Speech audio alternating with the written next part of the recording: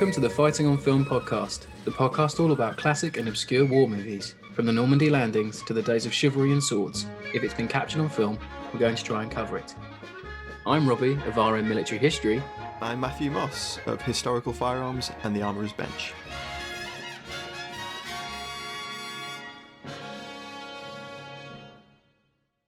Hello, welcome back to Fighting on Film. Now, this is an incredibly rare occurrence on the pod. As you can hear Matt shifting around next to me.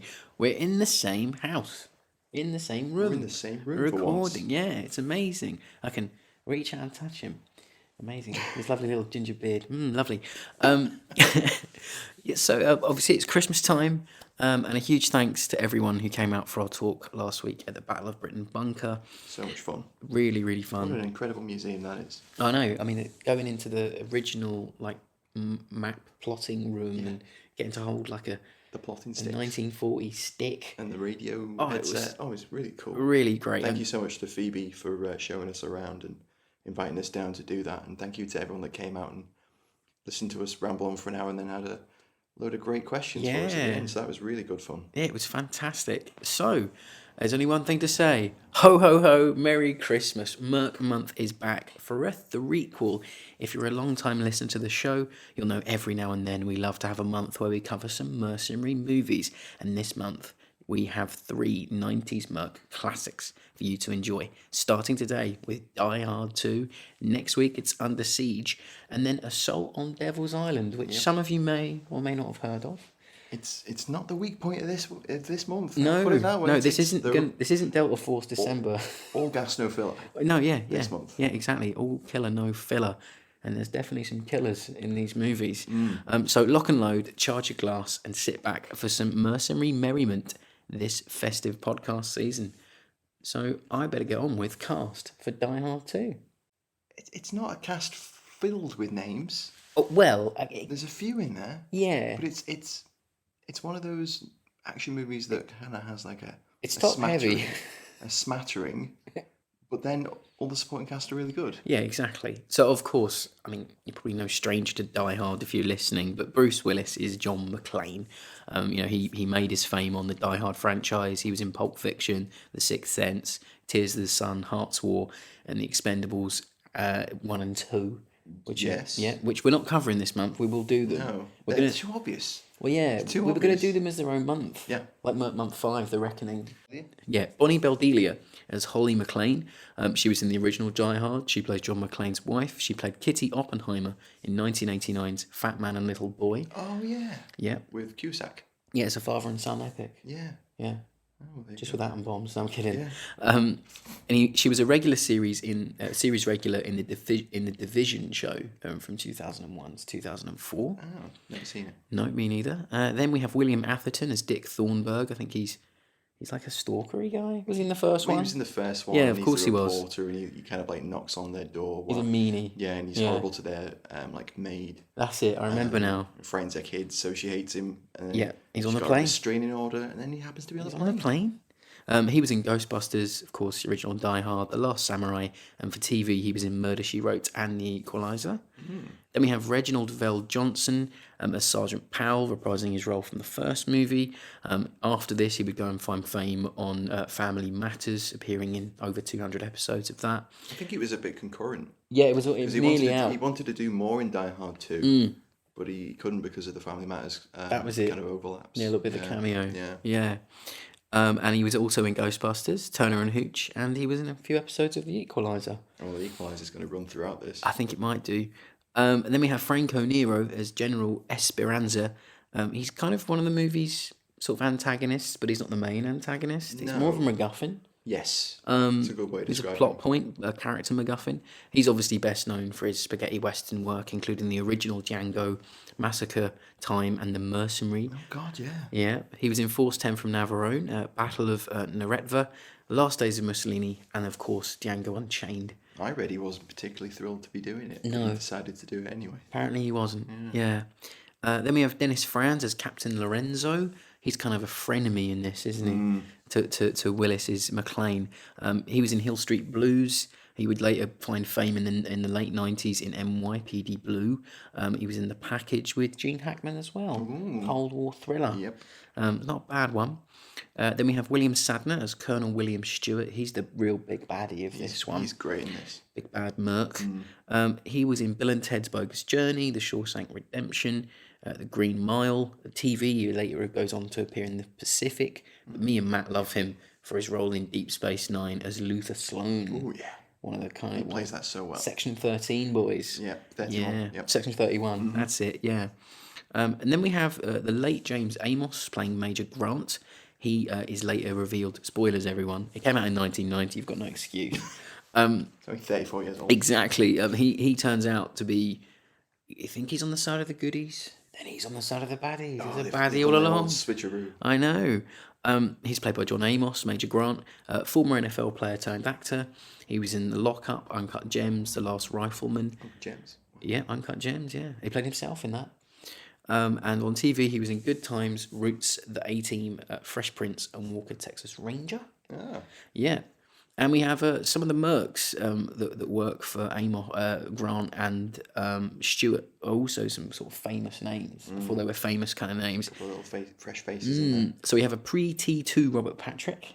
Yep. And then we have John Leguizamo, I never get his name right. John Leguizamo, I'm going for. Yeah. And Don Harvey. And then obviously, finally, a final mention for another beloved actor here at FOF HQ, in the same level as Stephen Graham, I think.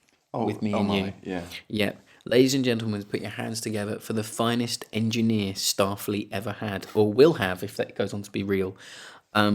It's only Colm Meany in a pre-The Next Generation cameo as Windsor pilot.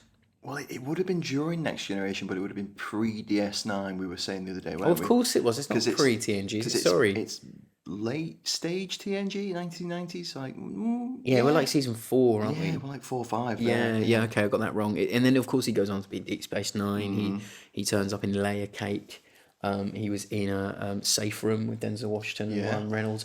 He's been in a lot. He's done all sorts. And a heck of a lot. Really recognisable face. But not a Western. Not a Western. Oh, no, pirate movie. Not a pirate movie. movie. That's what he said. It was online the other day saying, let me be a pirate. Yeah. Someone let Colm be a pirate.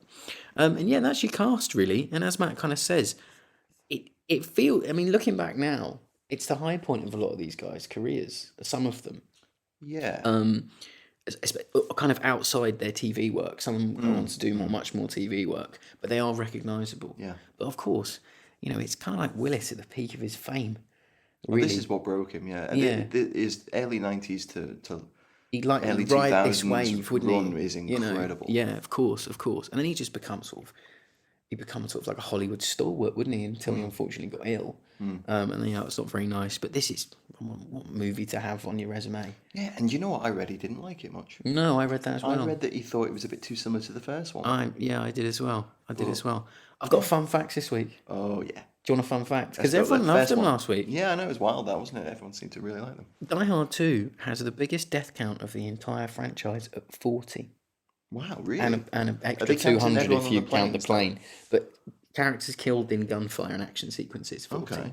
Obviously, the big crash in the middle, notwithstanding. But yeah. Like, adds another 150. Big death count. Yeah, wow. Significant. Very. Matt, production is all yours. Production's a bit bumper this week, to be fair. So we've got director Rennie Harlin, who was hired by the studio originally to make Aliens 3, as Rob moves across the room to get his beer. It's Christmas, folks. I'm getting a beer. And he started his career with what seems like an absolute banger. He directed Arctic Heat in 1986, which is a film that I've seen a couple of times and thought, that looks good. It's about 3 American teens who go to Finland and accidentally cross over into the Soviet Union and end up having a running skirmish battle with Soviet border troops. Yeah. As you do. We should do a nearly Cold War breakout month or something. Call it that. Yeah, like Cold War month. But not. Yeah. Then he went on to direct Nightmare on Elm Street 4. And then what you would imagine to be a career killer, because it was such a huge flop, and it's only recently been surpassed as one of the biggest flop in Hollywood history, Cutthroat Island, Oof. in 1995, with Matthew Modine and Gina Davis, which I love that film. Mm-hmm. I really like it. Not bad. It's not a terrible film. I don't know why it bombs so hard, but you know, there we go. Deep Blue Sea, your favourite film? Oh, Sharks. No thanks. Gave me a 1998 phobia. as That's well. the movie that gave Oh my me the God. phobia. Rennie Harlin is responsible for your phobia of sharks. That's you, Remy. Exorcist: The Beginning, 2004. 5 Days of War, which is about the photojournalists that go to Georgia during the Russia-Georgia war. How topical at the moment. I know. Ooh, dear. And then we've got Misfits in 2021, Refuge in 2023, which is kind of like a Afghan war picture, which touches on like supernatural stuff and PTSD, which is a wild mix. Bricklayer with Aaron Eckhart, where he's wearing some nice Carhartts. Mm-hmm. Eckhart in the Carhartt. Mm-hmm. And then at the moment, what he's working on is perhaps best known for is the Strangers horror trilogy, which is kind of like a cabin in the woods. Oh. People turn up at the cabin and attack the people inside, kind of. Well, it's not very Christmassy for this week, Not. is it? Thank God we're doing Die Hard. I know, right? Yeah. It's super. It's a Christmas film. Yeah, exactly. Christmas is in it. John McTiernan, who was going to direct, who directed the first Die Hard movie, but he was going to come back and direct Die Hard 2. Mm-hmm. But he was a little bit too busy directing another classic, Hunt for Red October. Oh, well. So you got to lay him off on that one, haven't you? Yeah. If ever we let a director off for not coming back, it'd be for that one, wouldn't it? In terms of writers, we've got 3 main screenwriters for this, including Walter Wagger, who basically he worked on the script, but also the script is actually based on his 1987 novel 58 Minutes. It's a sort of an adaptation of that. And otherwise, Wagger is probably best known for Twilight's Last Gleam in 1977. Oh, yes. The Another Cold War gone hot nearly that's one. a really cool movie. It's Widmark and Burt Lancaster. Yeah. Who takes over a ICBM Yeah, it's really good, that. silo. Really good. Cool. Police chief from Serpico playing the president. Great one. Doug Richardson is perhaps best known for Bad Boys 1995 and Money Train. Yeah. And two solid classics there in the same year. And that's about it. Okay. So he did those 2 and then knocked it out of the park with Die Hard, Bad Boys, and Money Train. And he was like, I'm good on the script writing. I'm good. Yeah. I'm good. And then we've got Stephen E. D'Souza, who is a very well respected, long-running screenwriter. Did lots of TV, including Gemini Man, $6 Million Man, Knight Rider V, the sci-fi series that everyone reveres. He also then moved into film and did 48 Hours, The Running Man, the first Die Hard movie. Another 48 Hours, Hudson Hawk, The Flintstones, Beverly Hills Cops 3, which I think is the best Beverly Hills Cops film. I've only seen the first one. Have you really? I think a lot of people would disagree with me on that, but I kind of like the third one the best. Okay. I haven't seen the new one, though. No, I haven't either. Judge Dredd 95, and then Tomb Raider 2003, as well as other stuff. Yeah. That's just the crib notes. No, fair enough. The big stuff. And then another heavy hitter is the cinematographer, whose name I haven't got written down. Oh, dear. What a faux pas. That is a faux pas. Allow me to just grab that. What I've done is I've taken the link and I've copied everything except his name. Oh, no. I might leave this in. See how the edit works. I have to. Is everyone doing their Christmas shopping out there? Hope everyone's ready. I'm not. No, I'm not either. I haven't wrapped anything yet. No. Oliver Wood. Oliver Wood. There we go. It's worth the wait. Apologies. So, yeah, Oliver Wood, cinematographer on no less than 53 episodes of Miami Vice. Wow. Yep. Bill and Ted, 1991. Sister Act 2, Sister Act Harder, in 1993. Face Off, 97. U571, which we've covered on the show. A great film. It's not terrible. I quite rate it in its own way. And then most of the Jason Bourne films Ooh. From 2002 onwards. Child 44, and then Ben-Hur 2016. Equalizer 2, coming back to an Equalizer. With Denzel. Nice. Denzel. Yeah, the reboot. In 2018. And that kind of rounds out Oliver Wood's cinematography relevant credits. Just an incredible, varied career, really. Oliver would and did. Yeah. Yeah. He could and should and did. Could and would and did, yeah. Then we've got Michael Kamen, who handled the score for the film. Oh, is it Michael Caine then? Yeah, Michael Caine's he's moonlighting. Michael Kamen, who did the score for all of the Lethal Weapon films. Wow. License to Kill, the Bond movie, 1989. Roger's last. Yeah. Then Roadhouse, 1989.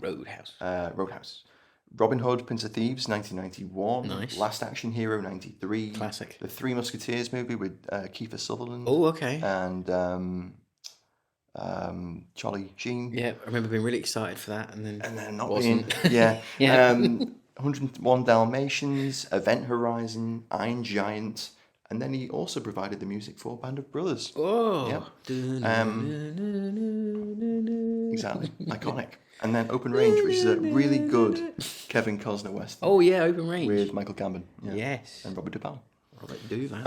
And then technical supervisor in terms of the special forces guys, which I think is kind of important to touch on this week because that's the kind of the feature, was Gary Goldman. Yes. Not Gary Not Oldman. Oldman. Gary Goldman, who worked on, he's listed on 4 movies, but he's also apparently appeared in the Gene Hackman movie, The Package you mentioned earlier, cool. as like one of the guards. Oh yeah.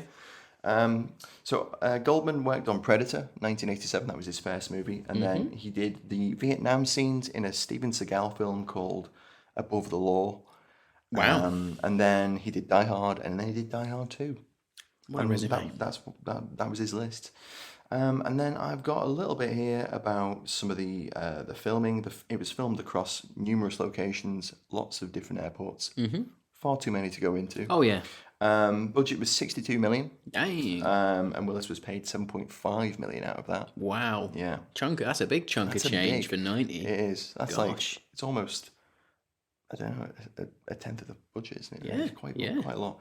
It's it'd be like The Rock getting 50 mil a day. Yeah, it would be. In a way. To be fair, I feel like Bruce is worth the money more than the Oh, Rock is. defo. Bruce can pack them in. Bruce can act. You know, Bruce isn't forcing a streaming service to put their movie on in cinemas and then put it in the streaming like a week later. True.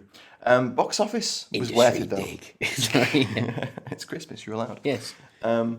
Box office takings though were more than worth it. $242 million. Chunky. Huge takings. It was filmed from December 1989 through to May 1990. And you ready for this week's first fun fact from my half? Oh. Are you ready for this? Oh. This is a new feature, fun facts. We can't do it every week, but God Just knows. rattling off trivia that we found online. just But yeah, throwing it, yeah. they're fun and they're facts. Here we go. Go on. Denver was unseasonably snowless during the shooting for the snowstorm scenes. Wow. So they had to ship in ice and it melted daily. So they had to bring more in. Wow. Couldn't think of a better way to freeze water. Right, exactly. It doesn't harm the environment, I suppose. Do you want my second fun fact? Yeah, go for it. If you haven't got it already, Go for on your notes. Apparently, it was the second most popular rental when it came out in 1991 on VHS, beating out Navy SEALs. Oh. And 550,000 VHSs were purchased for rent. Wow. By just Blockbuster, just buying the lot. Probably. I saw the first one. I'm going to take the second one. Because obviously back in the day, it was like the second wind, wasn't it, for a studio? They'd wild. make a lot of money back. Impressive. Yeah. Impressive. Imagine that. Your dad comes home, your mum comes home. They've got your Navy SEALs and they've got your Die Hard too. What do you choose first? Oh, I think I'd SEALs first, and then Die Hard after. Yeah, that's the right way to do it because you're ending on a slightly higher note. Yeah. And Navy SEALs isn't bad. It's good. We've covered it on the show. If you haven't listened to it, go and check that one out. Still a great double feature even now. No, it's solid. Solid. I've got a little bit here from Michael J. McAllister, who was the visual effects supervisor. He used to work with, probably might still do, I don't know.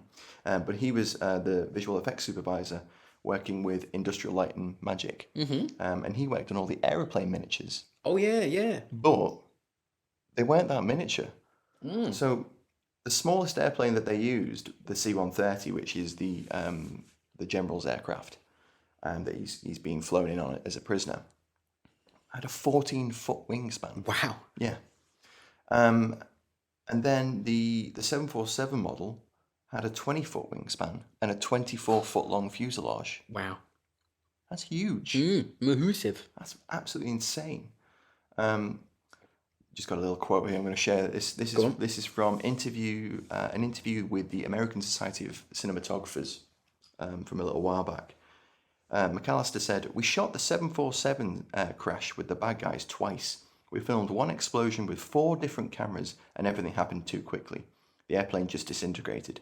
There were multiple bombs in it, and the certain delays that have been figured out, they just turned out to be too quick because they're shooting with, just as an aside, they're shooting with like high-speed cameras to you capture all 3 of the explosions, but when you play it back at the normal speed, it looks like one big explosion. It just gives it a more nuanced, layered look. And he says, we then shot it again with a second airplane. So they're blowing up another 20-foot-long airplane. This is real movie making. Right. You know. This is why this was one of the biggest films made in the 90s. In case I've blown up wrong. Yeah. Well, apparently the ILM recommended they have at least 6 aircraft. But the production company said, no, we'll do it with 3 or 4. Yeah.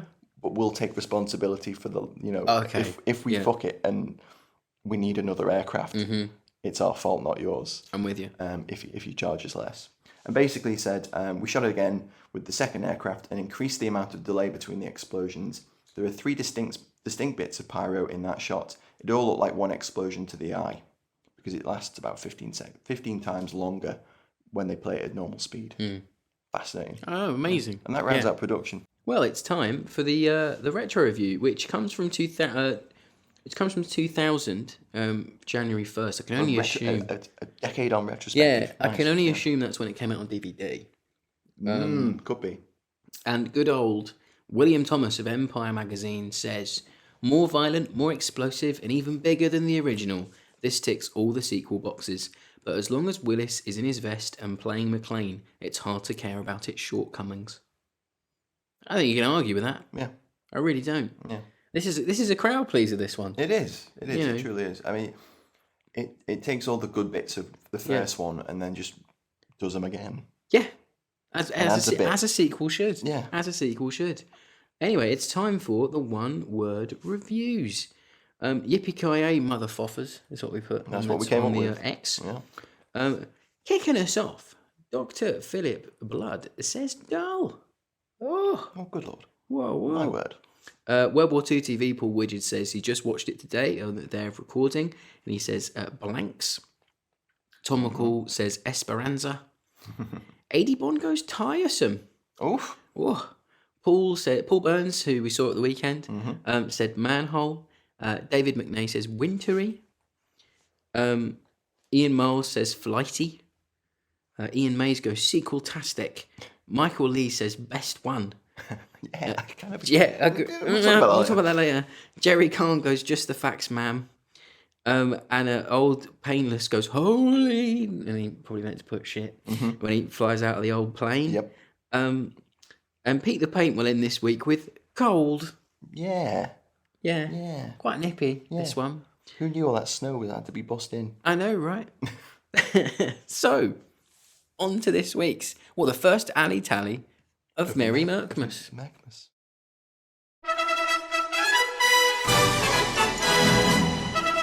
It's time for Alley Tally on Fighting on Film.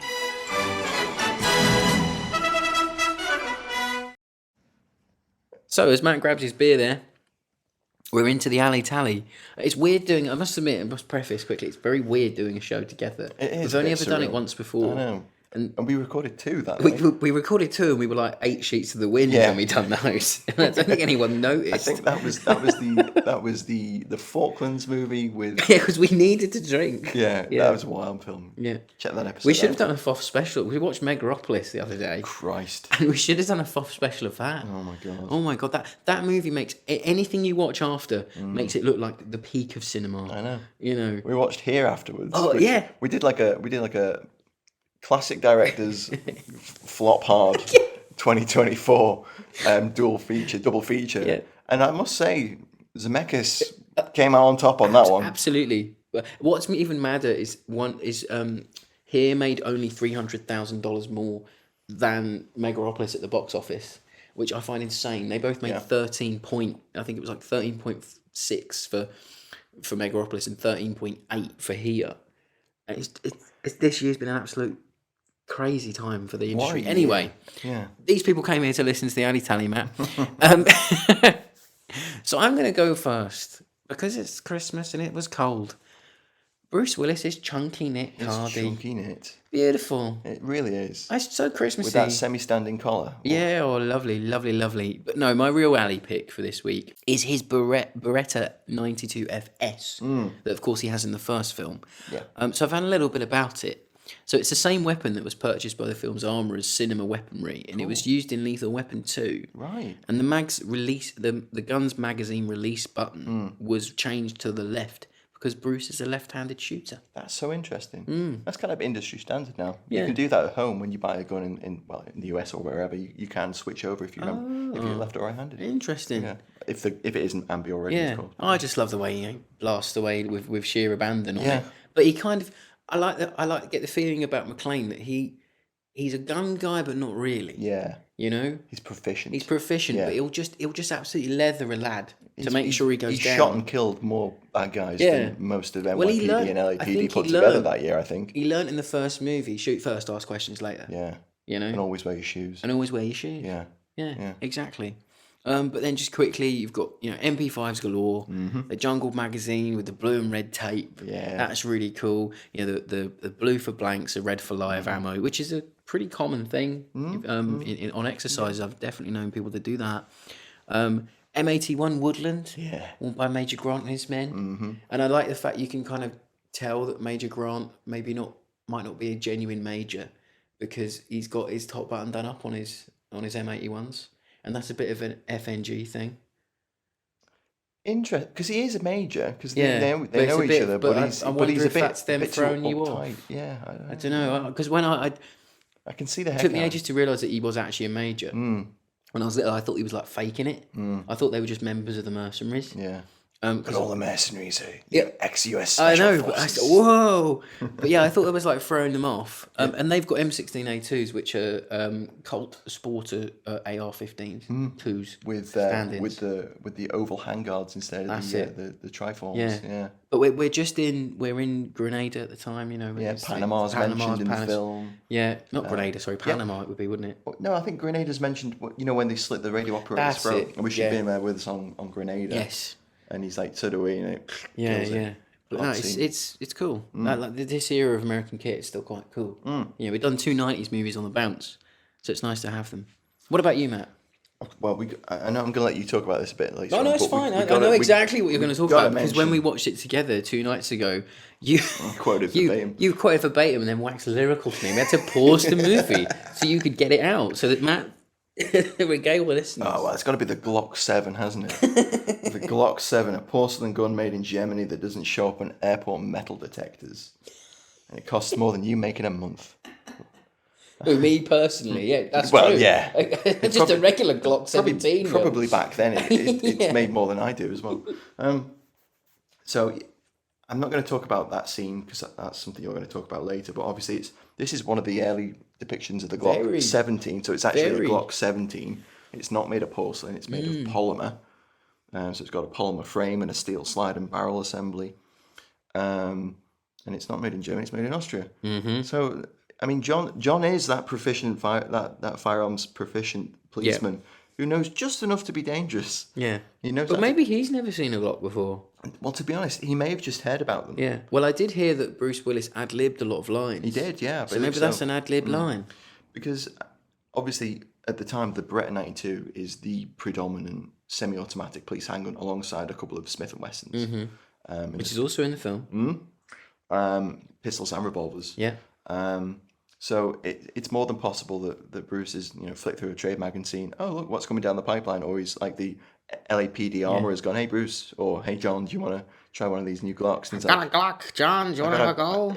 We're getting you some of those porcelain Glocks. Yeah. The Glock 7s. The renting guns and ammo there was a Glock 7. That's pretty good actually. Yeah. That was solid. That was a decent McClane. Not bad. So I mean, I'm going to go off. Made of fine bone china. in Wedgwood.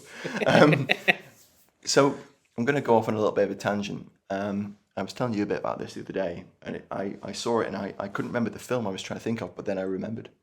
So if you want to see a real gun that could defeat airport... okay, I might have to bleep some of this. Yeah. No, it's fine. It's not real. If you watch the 1993 John Malkovich and Clint Eastwood movie, In the Line of Fire, where Clint is a U.S. Secret Service Presidential Protection Detail veteran. John Malkovich puts together this really cool, like, plastic composite pistol, like a 2-barrel, kind of like side by side, and he loads it with a couple of 9mm rounds, and then the hammers are attached with like elastic bands. Oh. And he uses it on a plane, gets it through a metal detector. Okay, so there's another movie gun they could have used. Yeah, maybe. But that was just a really esoteric, tangential thing I thought I'd mention because that one would have gotten through. Yeah. Metal detectors. Yeah, unlike the Glock 7. Yeah. I like the snowmobiles. The snowmobiles are They're really cool. I like the bit where he goes flying in the air with one. Yeah. It's ace. It's kind of cool. I like everything in this film. There's not much in this film I don't like. No, there's not. Yeah. No. What else you got? There's a lovely Nike black jumper that I love to see. You spotted him in the terminal. Just people watching it. Yeah. Do you want my second fun fact? Go for it. Liev Schreiber, who would later play Sabretooth in the Wolverine's movie. Yeah. Wolverine movie. Is a background extra in this. With long hair. Apparently so. We tried to find him, we couldn't. I didn't spot him. Yeah. He's there somewhere. Yeah. Yeah. It's Liev's favourite film. Stay tuned for more fun facts, folks. Yeah.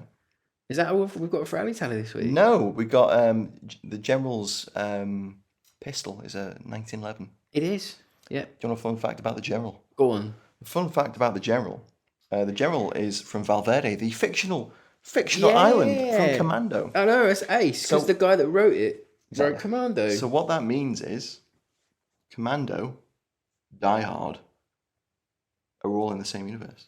Oh, and there's also a train of thought that says that the Lethal Weapon films are playing in the Die Hard universe because there's an advert on the magazine that Holly is reading on the plane. So it's like that could be an in-universe film? Yeah. So it's a Die Hard... So our universe shares the Die Hard... shares the Lethal Weapon films with the Die Hard universe. Oh my God. Yeah. Die Hard Commando universe. Yeah.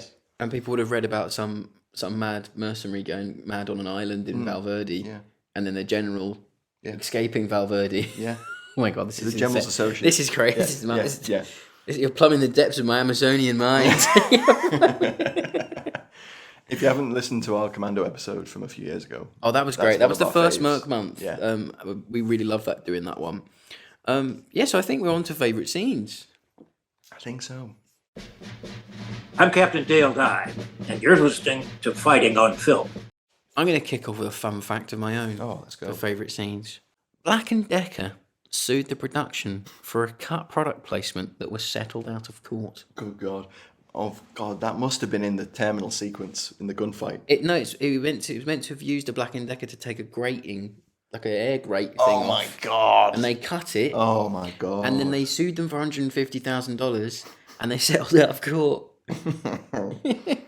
Incredible. Producers went, oh shit, we cut the Black & Decker product placement. No. Oh well. Whatever. What can they do? They're not at the height of their... They're not, I don't know, how popular were Black & Decker back then? Pretty popular. They're still... To be thrown around suing... They're still a pretty popular brand. Goddamn Die Hard. We paid good money for John McClane to take that grey out. We're going to totally get loads of people to buy our drills for Christmas. Sorry, the film came out in the summer. Well, get them on the rentals. I mean, that's a fun fact right there. It's true. Came out on July 4th. Yeah. It's not... Yeah. Yeah, I don't think any... And then the movie comes out for rent in January. Yes. So they don't even put it out at Christmas. It's classic 90s. Incredible. The amount of coke that went into that decision. Coca-Cola. Yeah. This is a family show. Other cokes are available. Other cokes are available. Favourite scene, Matt? I've got a few. I like the luggage shootout in the carousel. It's good. Kind of deck. Yeah. That's good. Where he the does first one? Yeah, he does a very Bond kill. Where he crushes a guy's chest in like the conveyor that measures the height of bags. Yeah. Yeah. Like I feel like that conveyor is not the. You should have said, "You're too hard to fly this ride," Oh, or something. maybe ad-lib that. Like, they cut that one Too because hard it's to fly crap. this flag, or something. I don't know. Yeah, I really like that. I really like that one. It opens it quite nicely. It's got Kate Patrick in it. I think that one. Mm-hmm. That's the first time we see him. Obviously, Colm. We got to talk about Colm. Oh, it's just brilliant. Colm on Winter Flight 114. It's just great. Doing the most British accent. Yes. Arguably, this is the most representation of the British Isles. Actually, no, it's not true. Weirdly, now I think about it. The early 90s had like a weird obsession with Britain because you got that not Clear and Present Danger movie with Harrison Ford. Yeah, the second one. The second one where he's in England, in London, during a shootout. Yeah. And then you've got this strange representation of British Airlines. Windsor Airlines, yeah. The HS. The HS, no, that's not That's it. British Homestall. British Airways. Rest in peace. Rip. Where the stewardess is like, oh, just like British Rail, love, we might be late, but we'll get you there eventually. That whoosh. Oh. Every American person, whoosh. What an inclusion, though. I know, right? Such inclusion. I feel seen. When we watched it, I went, how dare they mug off our trains? Only we can do that. That's our line. Right. I like that one. My favourite scene, though, is the terminal ambush. That's fabulous. Where John and the engineer are off to try and use the new terminal's kind of receiver array or antenna, whatever the hell it is. Like they haven't already thought that. No, I know. And they take the airport's entire SWAT team, all armed with Colt Sporters. The most bumbling SWAT team I've ever seen. 70s. And they I think they kill one terrorist. I know. Before they get wiped out. And I just like the fact that it's such a linear shot sequence. You get some nice sight lines. Yeah. You get like one of them's like tugging away at his MP5K, swearing at it. Yeah. Because it keeps jamming with the blank. In reality, it was jamming with the blank. Yes. But he's struggling with it, and they left it in the film, which I really thought was cool. And you got young Terminator. T-1000. Just keeps popping his head over some paint pots, being like, "Can we shoot them now? Can we shoot them now?" Yeah. No. And then he's got like the MP5K in one hand and the Glock in the other. Oh, it's very cool. And he's just like, great. It's really cool. Yeah. What's yours? So my favourite scene, it's a weird one really, because my favourite scene isn't like a shootout, and it's not a big action scene. That's because we're a nuanced podcast. Yeah, I really like the frenemy thing that Lorenzo and McClane have together. Yeah. So you got like this hard New Yorker, like he's captain of the police sergeant of the police in the airport. He's got a lot going on. It doesn't need this hotshot LA cop who's been in the news and foiled the terrorist plot to come in. Big fish in a little pond. Big fish says that. Going on. Yeah. And I just love that scene. It's his speech to McClane, like after the shootout that you mentioned. He goes, you think that LA badge is going to get you a free lunch around here? Don't lecture me, hotshot. Shut the area down. It's that simple, is it? Everyone from the Shriners Convention to the Boy Scouts coming through here. You're in my little pond now, and big fish that runs it. It's like I just love the dialogue, and that's why I really like this movie, because McClane's up against it. He's up against it in a different way. He's got the bureaucracy and the sort of Napoleon syndrome of Lorenzo. Getting it always. Getting it both barrels. And he's also getting it from the head of the airport terminal, the air traffic control guys. And it's like he's puts on the back foot. Yeah. So he's not only got the terrorists to contend with, but he's got like sort of, I don't want to say like small policing mentality, bureaucracy, but it's almost like, no, this is my show. Yeah.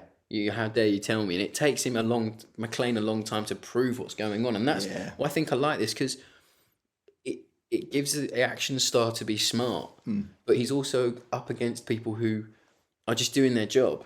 Yeah. As well. Yeah. There's depth to this that you don't really get in new action movies, I think. No, Or we think lost that's very it maybe true. or something. There's just something about the writing here. Even in the 90s and 80s, the high point of this kind of action movie, I feel like there's certain elements of this that you don't get in like a Jean-Claude Van Damme movie. No, oh god, no. Or this is the certain levels to it, yeah. And then we get a absolutely amazing one-liner at the end from more of a line. from Willis at the end, where he goes, "What sets off the metal detectors? First, the lead in your ass or the shit in your brains." And he walks off. It's just great. I love it. It's great. It's great. I mean, And that's the scene when the Glock thing comes in. yeah, it is. It is the Glock 7. So I have a little bit of Glock 7 in interesting. Regale us. I'll regale it for you. So obviously there's nothing true about that line. But it is one of the first uses of a Glock 17 in Hollywood, as you said. Yeah. Some people seem to think that there was a Glock 17 in a movie that came out in '89 as well, a few months before. Mickey Rourke film, apparently. Yeah, if you look on IMFDB, which is always worth a quick check. Oh, it's brilliant. That was the one I saw that was mentioned. I can't remember the name of the film actually, but yeah, I think I can't Mickey remember Rourke either. in it. Armourer Mike Papet. This is the biggest. Yes, this is the more Yeah, this is one the that one, people remember. This is the one where it went mainstream. Sorry, Mickey. Yeah. Armourer Mike Papach of Cinema Weaponry recalled the infamous line. He said, "I remember when we did that scene, I tried to talk them out of it. There's no such thing as a gun invisible to metal detectors. And there shouldn't be, but they wouldn't budge. They had it written into the script, and that was that." So it wasn't ad-libbed. No. There we go. It's just good chemistry. I love it. Yeah. It's great. And then, I like the scene where he shoots him with the blank. oh yeah, it's great. That was apparently the reaction to that was ad-libbed as well. Cause Amazing. I Didn't know it was don't coming. think. Yeah, he didn't know it was coming, and I don't think Bruce was meant to aim it at him. Thought we either. were going to do a different setup. Yeah. Yeah, exactly. Amazing. So apparently him like going, oh god, it's like really, it's not ad-libbed. Yeah, because you really shouldn't shoot blank that close. No. To people. Well, Lorenzo's he's a. I think there's a bit of false perspective. At this going point, on. the man's been a cop it's forever not and that stuff. close. He's fine. Anyway, on to final thoughts for Die Hard 2. Tell you what, though, before we move on, I've got another one for you. I was about to rattle off a fun fact too. Okay. Go on, you do one, I'll do one. All right, well... Christmas gifts to each other and the listeners. I will save my fun fact and I will give you a little bit on the ejector sequence from McAllister, who I was quoting earlier. He said about, which is another one of my favourite scenes, I'm going to complain though, those grenades that they throw, amazing throws. Shout out to Sadler and the boys, those throws are amazing. Oh yeah. They're like got baseball pitches, they're so accurate. They're incredible. Just special forces. Yes. Hours on the grenade range. Special teams. Those fuses, they're like a 30 to 40 second fuses. See, that's why we don't overanalyze on the show. I know. Because it But ruins this was not my sequences. point. This was not my point. This is what McAllister had to say about that scene, because he was responsible for shooting the blue screen of, because that's how old it is, it's a blue screen of Willis's reaction in the seat. Right. And then also shooting the practical effects of the explosion, which they then imposed over. So this is what McAllister had to say about that ejector sequence. I never liked that shot from a conceptual point of view because it's something that would never happen in real life. And we were required to shoot Bruce Willis' blue screen element before we shot the element of the aeroplane blowing up. Right. We were guessing a little bit as to the exactly what the lighting and composition should be. In an ideal world, we'd always shoot the backgrounds first, but we shot Bruce first, and then a couple of weeks later, we shot the background. Oh. Yeah, so I think he's just kind of saying it didn't look as real as it could have, but it wasn't real anyway. Yeah, but for 1990, it holds up really well. It does. It's fine. It does. And, if you're going to really nitpick, you got 40-second grenade fuses, and I don't think Bruce's spine would have done so well I don't think he'd be right landing in that my seat. back. Yeah. Yeah. I don't think he would have gotten up. No, he wouldn't have. No. No. I mean, if you really want to be picky, I don't think the Windsor 114 flight would have actually blown up like that, but Well, I don't think the runway would have been usable. Like, do you know what I mean? Like, you think about it. Just stop thinking about it. Stop thinking about it. This is one of those movies you don't think about. Windsor 114 at that point is flying on fumes, right? Yeah. What's exploding in such a fireball? And would the cockpit not have had its own altimeter? All the bags of British tea on there. Yeah. Going up. Oh yeah. It's all the duty-free brews we were bringing back. You only get an typhoon. Yeah. Fair enough. Final thoughts. Final thoughts. I've got a fun fact. Go. It's a very madcap at this. Yeah, it truly is. Oh, it's Christmas. It's Christmas. It's Merc Month. We do what we want. Fun fact. No real airline would allow their name to be used in the film, hence why Windsor Airline is used over British Airways. Oh, and Northeast Airlines, yeah. Yeah. Shocking. I know, right? Shocking. Can you believe it? I can't believe it. No. They didn't want their name associated with flying into the ground ineptly. Incredible. Absolutely amazing. I bet it's just great. Do you want another little fun fact? Go on, fun fact. I've got a couple more. Fred Thompson's character is who's the airport boss. Mm-hmm. He has some great lines like "stack 'em, rack 'em, and pack 'em." Oh yeah. At the outer marker. Love it. Basically, he's one of only 2 of the main male characters that doesn't say fuck Oh wow. the entire film. Incredible. I think the other one might be Michael Bell Johnson. Okay, yeah. Yeah, he probably does. It'd be really weird if he just said fuck on the phone Yeah. to Bruce in the airport. Just randomly. Yeah. Fuck, phone down. Bruce is like, what did he mean by that? So, final thoughts. Is it one of the best action sequels of all time? I think so. I think you've got to make a case for it. I love the first one, but sometimes I feel like the second one's better. I always go back to the second one. There's just something about it. Yeah, no, I agree. I prefer it. I love the first one. Don't get me wrong. Yeah. You know, it's iconic. It's become this whole meme thing of now it's a Christmas movie and everyone thinks they're really cool for saying it. Yeah. But this one's set at Christmas too. Yeah, my news notifications started throwing the articles at me. Yeah. Like, oh god, you've got like US like morning TV stations like debating whether it's a Christmas movie. But it is. I'm like, of course, It's got Christmas tree in it. It's Christmas movie. tree in it. It says ho ho ho in it. It's got Out of the Christmas hat in Bulge it. is a Christmas movie. Oh god. Come on. I think it's this setting of the airport makes a really interesting location. And it, obviously I know it was made in 1990, but that period really helps this. It's like low tech, but coming into high tech a little bit. With a little touchscreen metal pen thing. Oh, brilliant. Random yeah. shit. The Xmas snowy setting, the big reveal that the Major is also like working for the mercs. Like that blew my mind when I was younger when I saw it on a rental. I was like, I remember being mildly shaken as a child. yeah. Surprised. I feel, and I'm like you on this, and we've talked about this before, because we planned this one for a while. Oh yeah. I think the movie is one more shootout away from true bona fide perfection. Yeah. Like if we'd have had a shootout in the plane on the runway, with McClane working his way in, you know, maybe going up through the wheel or something. Yeah. Because Die Hard has a thing of him crawling through stuff. Yeah, he does. And I'm like, if you just given us a shootout in a plane with the big baddies, that'd have been brilliant. But you from the airport, have a little laugh. Little festive chill. Little shit out on the plane. I'm in the fuselage of a plane. I'm in the fuselage. Yeah. Kissing his Beretta like, I love you, Beretta. Go through another scrape. Product placement there. Well, Rusty, looks like we got ourselves out of another situation. I just love it. It's just great. And like, it is a Merc movie, but it's not too heavy on the Mercs. No.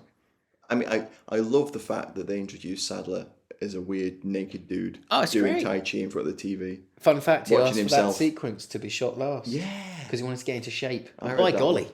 is he in shape? He is. He learnt Taekwondo for that role, which is great. He does all like the starting really good. poses and stuff. It's good, but it's not enough. Like I just wanted a bit more from the think ending. That's my only criticism. They shot the wing sequences over 2 nights, and they're cool because he takes out Grant first. And Grant's like sucked in the that's really the cool. engine.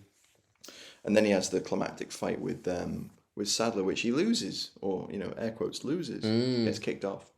But I think really, if they'd had like a little shootout, perhaps in the hangar, Something. just something. There's Because just something. the high watermark of the set pieces of the film is that terminal sequence And the churchy bit. and the churchy bit. Yeah. Which you kind of get robbed by because It's not as great. because it's blank. It's blanks, yeah. And that's a cool reveal. I do like that reveal. When he takes that MP5 that he's been riding the He's snowmobile in that around with. firewood's jacket. Yeah. I love the film. I think the backstory of the disgruntled US Special Forces is a clever way of doing it. Yeah. I think the absolutely stacked production side of things really lifts this film. We're in blockbuster mode. Oh god, aren't we? Yeah, undoubtedly. This period of filmmaking will never be back. I don't think it'll ever come back. I personally. don't know. I hope it does, but yeah. I mean, the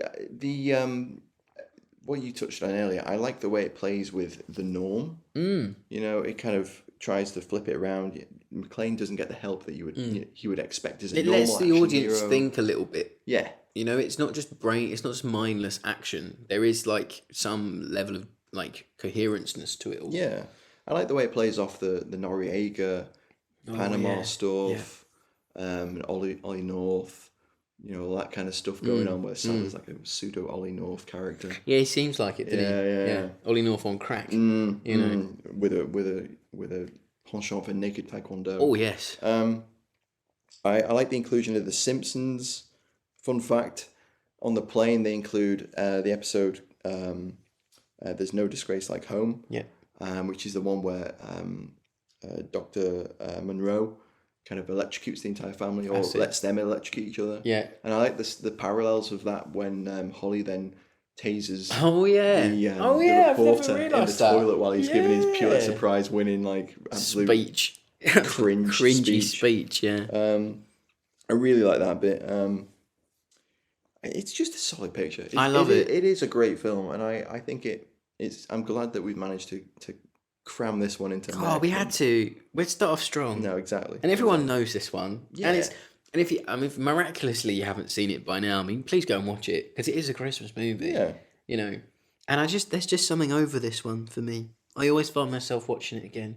I think me and Matt, when we started the show, we were kind of going about, what kind of movies do you watch at Christmas? We didn't really know each other very well when we started the show. 4 years ago. 4 years ago now. 201 episodes ago. Yeah. Oh God. Oh my God. Crikey. And I think I said, you said, or I said, well, I really like Die Hard 2 this time of year. And I went, me too. Yeah. It's kind of like, and this, it's Willis on top form. It's just, it's a treat, isn't it? It's just good. What a film to start Merc Month with. Just kind of an ode to Die Hard 2, really. Yeah. Brilliant. So, on to this week's large question. Yeah, this was a good one. I like this one. So this week's large question was, the last thing you ate is now your mercenary call sign. And we've got some crackers. Lost in Translation says macaroni and cheese. Okay. Great. Come in, Mac. Yeah. Big Mac. Kerry Thomas goes Chinese chicken curry. Pretty good. It's quite a mouthful, but you get it in there. That's CCC. CCC. Yeah. Triple C. Yeah, Triple C. Yeah. Roger that, Triple C. Oh, yeah. Oh, that's good. Yeah. Conrad Radders H goes Jarlsberg. Tony Coward says oxtail soup. Come in, Big Ox. Yeah. Where are you, Big Ox? That's the one. That's the one. Ant Bomber Brentnell goes crab sticks Explosive and expert. Explosive expert. Yeah. Ant Bomber Brentnell says crab sticks and cream cheese. No, double act. Double act them, lads.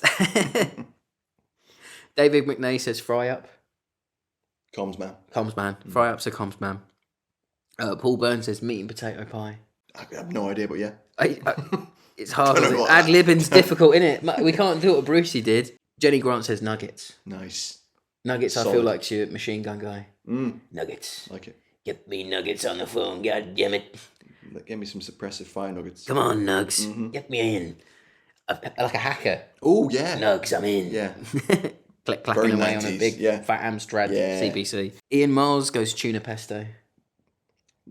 Okay. He sounds like your suave sort of getting in there type. Yeah. Like a kind of face type from 18. Like it. Then we have George Wilton that reminded me of the David Mitchell and Robert Webb character when he said chicken Caesar. Anyone knows that? Digby chicken Caesar. What a varied collection of food that the Fox fans have been eating. I found this absolutely fascinating. Good. They are. They're eating good. Jerry Kahn just puts in full caps, gherkin. I think we're going to end on that this week. Get me gherkin, goddammit. In 1989, an island full of mercs was overthrown by gherkin. Oh my God. Mine was mince pie, by the way. Mince pie. I like that. Get me mince pie. Yeah. Mine is chili and lime chips. Oh, yeah. Right. So that was the start of Merc Month 3. Thanks for listening, everybody, and join us next week for Under Siege. Oh my God. Two films people have heard of in a themed fighting on film month. Who would have thought? Incredible. Look at us. Who'd have thought? Incredible. Who'd have thought? Steven Seagal, Tommy Lee Jones, Gary Busey, Colm Meany. And Colm Meany again. It's like we planned it. Oh, it was just purely, folks, so Matt would be able to mention him next week because we love him so much. Yeah. Fabulous. So join us next week, everyone, when we'll still be recording together. Yeah. Because we're going to batch do these. We're going to do these throughout the week. Yeah. We're going to do these throughout the week. Pepper them out throughout December. Yes. So just remains to wish everyone a very happy Mercmas. Yes. And don't forget, this December, your mission is to listen to Merc Month 3. Indeed. If you enjoyed the show, please do leave us a review on Apple Pods or wherever. I think Spotify does them now, and Acast. Yeah. That really does help get the word out about the show, so that's very much appreciated. And you can also support us over on Patreon as well, if you so wish.